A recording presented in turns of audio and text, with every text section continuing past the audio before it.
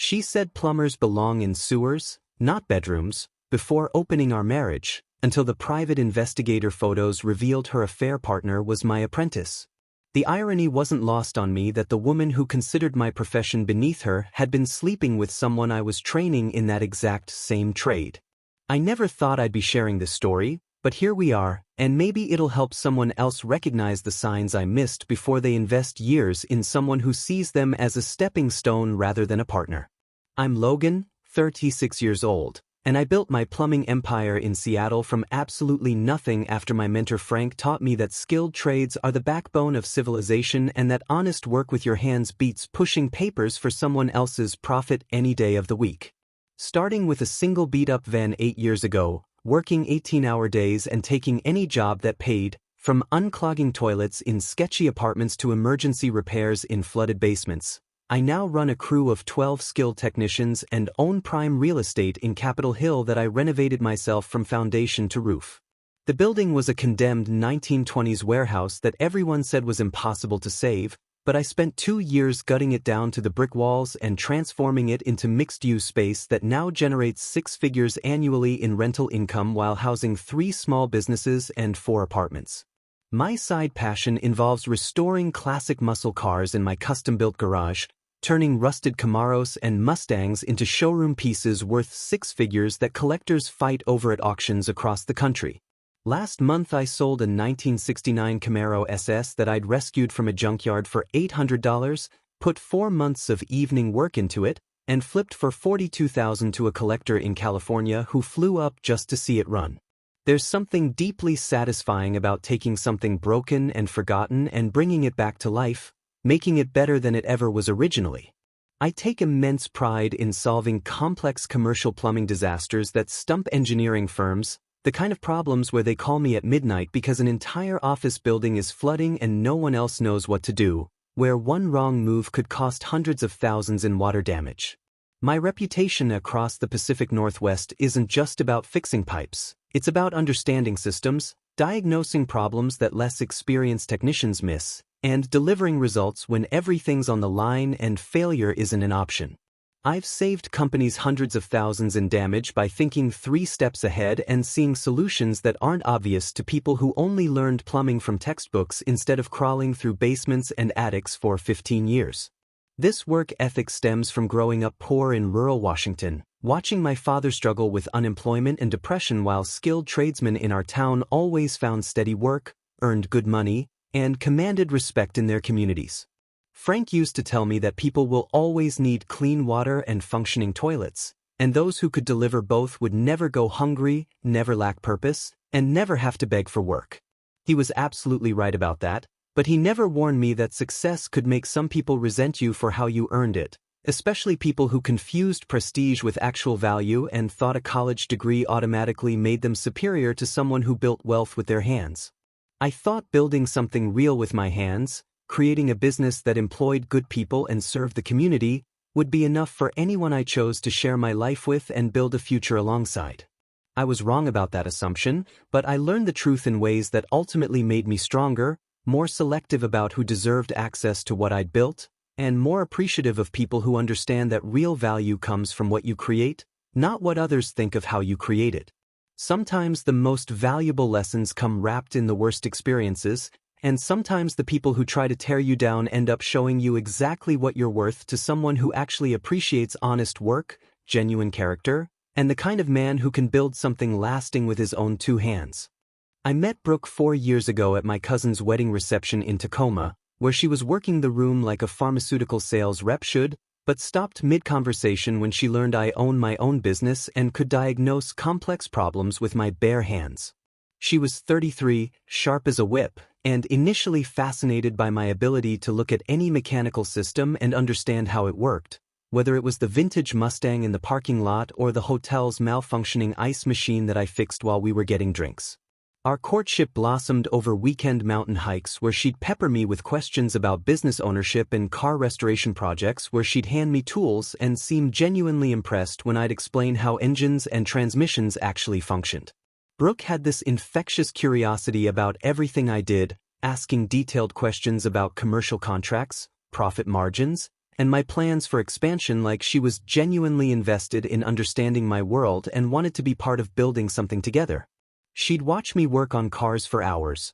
bringing me coffee and asking intelligent questions about compression ratios and fuel injection systems, making me feel like my knowledge and skills were actually impressive rather than just useful. For the first time in my life, I was with someone who seemed to appreciate both my success and the work ethic that created it, someone who didn't see my calloused hands as a sign of lower status but as evidence of real capability and expertise that most people couldn't match. We married in a small ceremony overlooking Puget Sound with 50 of our closest friends and family, combining our finances proportionally based on our incomes, and purchasing a 1940s craftsman home in Ballard that I completely modernized over the following year. I rewired the entire house to modern standards, replumbed everything with copper, installed radiant floor heating throughout, updated the electrical panel, and redesigned the kitchen with custom cabinets I built myself in my shop using reclaimed Douglas fir. Brooke loved showing off the house to her friends and colleagues,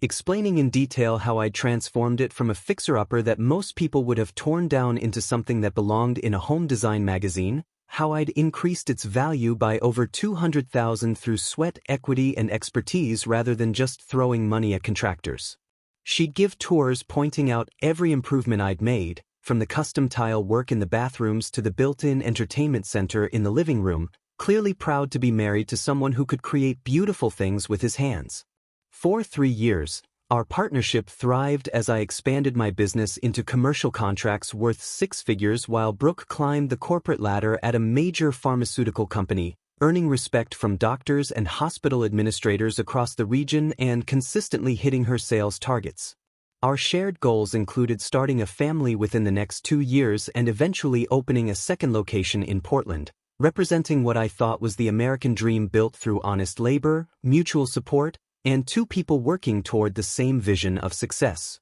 We'd spend evenings planning our future over dinner, discussing potential baby names and which rooms in the house would make the best nursery, talking about family vacations to national parks and the kind of legacy we wanted to build together for our children. I genuinely believed I'd found my person, someone who valued the same things I did and wanted to build something lasting together, someone who saw my work as honorable rather than embarrassing and my success as something to be proud of rather than ashamed of in social situations. Everything changed when Brooke's pharmaceutical company hired Adrian, a 28-year-old Harvard MBA, as regional director, who began filling her head with ideas about lifestyle optimization and relationship evolution during what she claimed were late-night strategy sessions at expensive wine bars downtown. She started coming home with new vocabulary about personal growth and self-actualization, concepts that somehow always seemed to involve criticizing the life we'd built together and the choices that had gotten us there. Brooke began criticizing my work clothes at social events, suggesting I was wasting my intelligence on manual labor when I could pursue more prestigious careers through executive education programs that would cost $60,000 and take 3 years to complete. "You're so smart, Logan," she'd say with this patronizing tone that made my skin crawl. "You could be doing so much more with your life than crawling around under sinks." The woman who used to brag about my custom kitchen cabinets was suddenly embarrassed to tell people her husband was a plumber, introducing me at parties as someone who runs a contracting business, like the specifics of what I actually did were shameful. She started suggesting I hire more people and step back from the actual work, become more of a business executive who managed operations from an office rather than someone who still got his hands dirty solving problems in the field. Adrian says successful men delegate the manual labor and focus on strategy and growth, she'd say, as if Adrian's opinion about my career path mattered more than my own expertise and passion for the work. The conversations got worse as Adrian's influence grew stronger, with Brooke questioning everything from my choice to drive a work truck instead of a luxury sedan to my preference for practical clothes over designer brands that cost more than most people made in a week. She started asking why I couldn't be more like Adrian, who wore expensive suits and talked about market disruption and scalable business models, as if knowing corporate buzzwords was more valuable than actually understanding how to build and fix things. I watched her transform from someone who appreciated competence and character into someone who valued image and status symbols over substance, Someone who measured success by how impressed other people were rather than by what you'd actually accomplished. The breaking point arrived on a Saturday morning when I was in my garage rebuilding a transmission for my current Mustang project, covered in grease but completely absorbed in the precision work of aligning gears and adjusting tolerances to specifications that required years of experience to understand. Brooke walked in wearing one of her new designer outfits that probably cost more than most of my employees made in a week and announced she wanted an ethical non-monogamy arrangement because traditional marriage was limiting her personal growth and my blue-collar lifestyle made me sexually invisible to sophisticated women like her new social circle. I stopped what I was doing and looked at her, trying to process what I'd just heard, oil still dripping from my hands onto the concrete floor of the garage where I'd spent countless hours building something I was proud of. What exactly are you saying, Brooke? She took a deep breath like she'd rehearsed this speech multiple times, probably with Adrian coaching her on the best approach to minimize my resistance. I want to explore connections with intellectually stimulating partners while maintaining our domestic partnership. Adrian thinks it could actually strengthen our relationship by removing the pressure of meeting all each other's needs. You want to sleep with other people. I want to grow as a person and explore aspects of myself that have been dormant in this relationship, aspects that can only be awakened by someone who operates on a higher intellectual and social level. Then she delivered the crushing blow that still echoes in my head. Let's be realistic, Logan. Plumbers belong in sewers, not bedrooms. You'll never have women competing for your attention anyway, so this arrangement actually benefits you by keeping me satisfied while you focus on what you're actually good at. I felt something break inside my chest as my wife essentially declared me a sexual and social inferior while demanding freedom to explore intellectually stimulating relationships with men like Adrian who could offer her the sophistication and status she apparently craved. Rather than wallowing in self-pity or begging Brooke to reconsider, I did what any good businessman does when facing a crisis. I gathered information and developed a strategy. I hired private investigator Rita Caldwell, a former Seattle police detective who specialized in marital cases, to document Brooke's activities while secretly consulting my attorney about asset protection and discovering that Washington's adultery laws could work in my favor during divorce proceedings. Rita was thorough and professional, explaining that most cheating spouses follow predictable patterns and that documenting those patterns would be crucial if things went south legally. Your wife's already making mistakes, Rita told me during our first meeting. People who think they're smarter than everyone else usually get sloppy because they underestimate what others are capable of.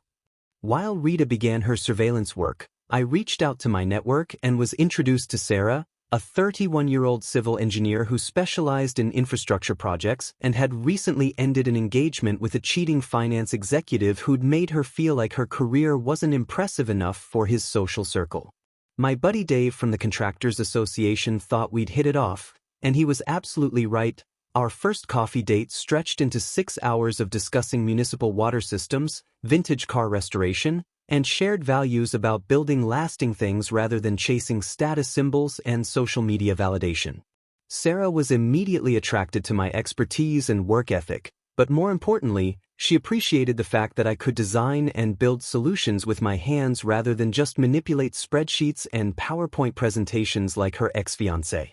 There's something incredibly attractive about a man who can actually fix things, she told me during our second meeting at a bookstore downtown. My ex couldn't even change a light bulb without calling maintenance, but he thought he was superior because he wore expensive suits to push numbers around on a computer.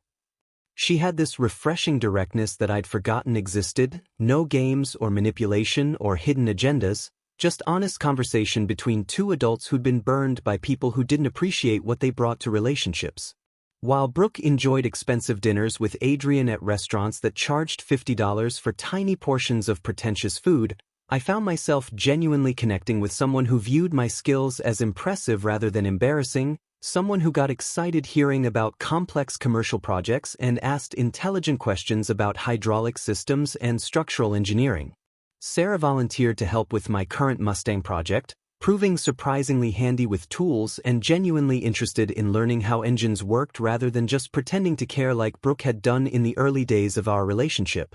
Show me how the transmission connects to the differential, she'd say, rolling under the car beside me without worrying about getting dirty, asking follow-up questions that proved she was actually listening and processing what I taught her. We started taking weekend trips to car shows and salvage yards, looking for parts and sharing stories about our respective careers, and I realized how much I'd missed having conversations with someone who was genuinely curious about my work rather than constantly suggesting I should be doing something else. Sarah had her own successful career and financial independence, earning $85,000 a year designing bridge foundations and water treatment facilities, which meant she wasn't looking for someone to support her lifestyle or boost her social status. She just wanted a partner who shared her values about building something real together. The contrast with Brooke became more apparent every day as I watched my wife chase validation from Adrian while I developed a genuine connection with someone who appreciated the man I actually was rather than trying to turn me into someone else.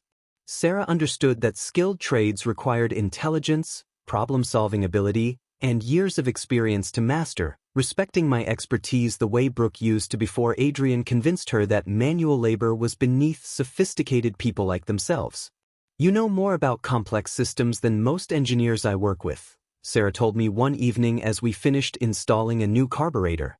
2 weeks into Rita's surveillance, she called me with news that hit like a sledgehammer to the chest. The photos revealed that Adrian wasn't Brooke's only growth partner, because she was also having an affair with Tommy, my 24-year-old apprentice who had been working under me for 2 years learning the trade. I stared at the surveillance photos spread across Rita's desk, feeling physically sick as I recognized Tommy's beat-up Honda in hotel parking lots and restaurant driveways, timestamps showing he was meeting my wife while I thought he was running errands or handling simple service calls for elderly customers who needed basic plumbing repairs. The betrayal cut deeper than Adrian because Tommy knew intimate details about my business operations, personal life, and marriage troubles, using that insider knowledge to manipulate Brooke's emotions and position himself as the young, ambitious alternative to her stagnant husband who was supposedly holding back his potential. "Your apprentice has been playing a longer game than the NBA," Rita explained, showing me text message screenshots her contacts had obtained through legal channels. "He's been feeding your wife a story about how you're holding him back professionally, how he could run his own operation if he had the right financial backing and business partner." I realized Brooke had been feeding Tommy information about our relationship problems for months, telling him about our fights and my supposed shortcomings, essentially coaching my apprentice on how to seduce my own wife while I was training him to become a master plumber and treating him like the son I'd never had. The private investigator's evidence included hotel receipts dating back 4 months, text messages where Tommy called me the old man and promised Brooke a more exciting future, and photos of them at locations I recognized as job sites where I'd sent him for training assignments to help him build experience with different types of customers. Tommy had been using my own truck, my own gas, and my own time to meet my wife at properties where I'd trusted him to represent my business professionally and learn from real-world experience. Rita showed me a particularly damaging text exchange where Tommy told Brooke, "Logan's getting old and set in his ways, but I've got ideas that could triple the business revenue if I had a partner who believed in innovation instead of just doing the same old plumbing work that doesn't require any real vision or ambition." I felt physically sick realizing that while I was mentoring Tommy in professional skills, teaching him everything Frank had taught me about the trade, sharing 15 years of hard-earned knowledge, and treating him like family by inviting him to barbecues and giving him overtime opportunities other contractors wouldn't offer apprentices, the young man was systematically undermining my marriage and stealing my wife. The most painful part was seeing how Tommy had twisted my generosity into weakness, telling Brooke that I was too trusting and not ambitious enough to recognize real opportunities when they presented themselves, that my willingness to teach him proved I was insecure about competition rather than genuinely invested in his success. "He's been positioning himself as your replacement in every aspect," Rita continued, showing me photos of Tommy and Brooke at expensive restaurants I knew he couldn't afford on an apprentice's salary. "The question is how he's paying for these dates, because we both know what you're paying him, and it's not enough for $50 entrees and $30 cocktails." That's when I discovered Tommy had been skimming from job sites, overcharging customers for parts and pocketing the difference, using my reputation and the trust I'd built with clients over 8 years to fund his seduction of my wife. Rita's investigation revealed he'd stolen approximately $8,000 over 6 months, small amounts from each job that I'd missed because I trusted him to handle the paperwork and customer payments while I focused on training him in the technical aspects of the work. The betrayal was complete. My apprentice had stolen my money, my wife, and my trust while I'd been teaching him skills that would support him for the rest of his life, and he'd repaid that investment by destroying my marriage and planning to steal my business connections once he felt confident enough to strike out on his own. I confronted Brooke that evening with Rita's evidence spread across our kitchen table like a prosecutor presenting a case, watching her face cycle through denial, anger, and desperate bargaining as she realized her secret relationship with Tommy had been documented by professionals with cameras and legal authority. "This isn't what it looks like," she started, but I cut her off by sliding the hotel receipts across the table, each one time-stamped and cross-referenced with Tommy's work schedule. Tommy's just going through a hard time and needed someone to talk to about his career goals and future prospects in the trade. His career goals apparently include sleeping with my wife and stealing from my business, I replied, showing her the evidence of his financial theft that Rita had uncovered through careful analysis of customer payments and parts invoices. She tried to minimize the Tommy affair as a mistake and momentary lapse in judgment, while claiming Adrian represented her real emotional connection and the relationship that actually mattered for her personal development. But I pointed out that both relationships started months before she requested the open marriage, making her proposal nothing more than retroactive permission for cheating she was already doing. "You've been planning this exit strategy for months, haven't you? The open marriage was just your way of making the affairs look legitimate. Logan, you're being paranoid and controlling. I made some bad choices, but we can work through this if you're willing to grow and change with me instead of staying stuck in the same patterns." Brooke's carefully constructed narrative about personal growth and relationship evolution crumbled when forced to explain why she needed my 24-year-old apprentice for intellectual stimulation and why she hadn't mentioned Tommy when discussing her sophisticated dating plans with Adrian. "So Tommy's intellectually stimulating now? The kid who couldn't balance a checkbook when I hired him and needed me to explain basic business concepts like profit margins. He has vision and ambition that you've been suppressing because you're threatened by younger men with fresh ideas. He sees possibilities beyond just fixing pipes and collecting paychecks like some kind of working-class hero. He sees possibilities for stealing from me and using my own wife to destroy my business, and you helped him do it by feeding him inside information about our relationship problems." The confrontation revealed the depth of her betrayal as I pressed for details about how long she'd been feeding Tommy information about our marriage problems, business operations, and my personal insecurities that he could exploit. He needed to understand the situation so he could help me figure out what I really wanted from life and whether this marriage was actually serving my long-term interests, she said, as if coaching my apprentice to seduce her was some kind of therapeutic process. I fired Tommy immediately the next morning, terminating him for theft and breach of trust, then blacklisted him from local plumbing contractors through my professional network where my reputation carried enough weight to effectively end his career in Seattle's tight-knit trades community. "You can't do this to him," Brooke protested when she learned about Tommy's termination and blacklisting. "He's just a kid trying to make something of himself, and you're destroying his future over a personal grudge.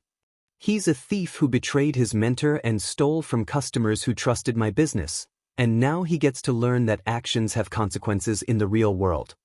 Meanwhile, Brooke faced her own consequences at work when HR learned about her relationship with Adrian, who was technically married and in a position of authority over her territory assignments and commission structure. The pharmaceutical company took a dim view of affairs between managers and sales representatives, especially when those affairs affected professional decision-making and created potential liability issues for the company. Brooke's carefully cultivated professional reputation took a hit when colleagues learned she'd been sleeping with a married supervisor while simultaneously complaining about her husband's blue-collar background and lack of sophistication. The confrontation crystallized something I'd been avoiding. Brooke hadn't just cheated, she'd orchestrated a systematic dismantling of our marriage while positioning herself for maximum advantage when it ended.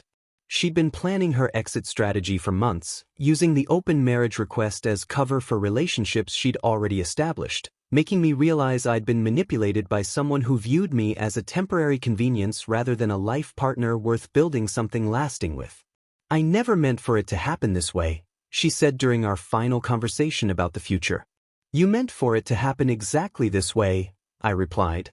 The divorce proceedings favored me significantly due to Brooke's documented adultery and financial manipulation, resulting in her receiving minimal spousal support and me retaining primary ownership of the business and properties I'd built through 15 years of hard work and careful investment. Washington's adultery laws, combined with evidence of her systematic deception and Tommy's theft, created a legal situation where Brooke had very little leverage to demand anything substantial from the marriage dissolution. My attorney was thorough and professional, using Rita's documentation to demonstrate that Brooke had been planning her exit strategy while actively undermining my business through her relationship with my apprentice, making her claims for spousal support much weaker in court. Sarah moved in with me 6 months after the divorce finalized, bringing her engineering expertise and strategic mindset to help me expand into residential development projects that combined my renovation skills with her design knowledge and understanding of municipal building codes and environmental regulations. "You've been thinking too small," she told me one evening as we reviewed potential properties for development in neighborhoods throughout Seattle. "Your skills in plumbing, electrical, and general construction, combined with my engineering background, could create something much bigger than just a service business."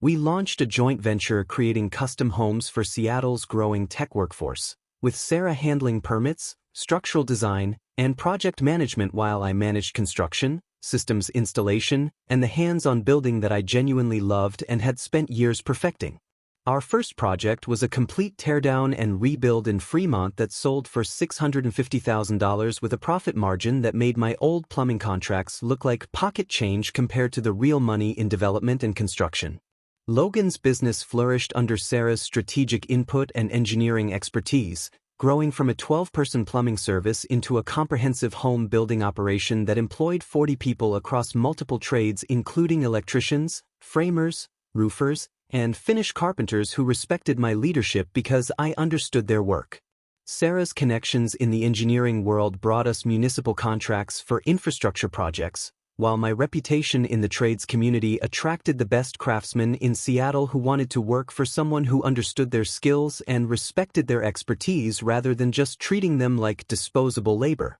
We specialized in sustainable building practices and energy-efficient systems that appealed to environmentally conscious buyers willing to pay premium prices for quality construction and innovative design that reduced long-term operating costs. Within 18 months, our joint venture was generating more revenue than my plumbing business had in its best year, and Sarah and I were discussing plans for a second office in Portland that would expand our operation into Oregon's growing development market where environmental regulations created opportunities for our expertise. Meanwhile, Tommy struggled to find work in Seattle's tight plumbing community where word travels fast, and my professional network made it clear that betraying a mentor was unforgivable in the trades where reputation and trust are everything. He eventually left the city after burning through his savings and discovering that his theft and betrayal had made him unemployable in the only trade he knew, forced to start over somewhere else without references or reputation to support his career prospects.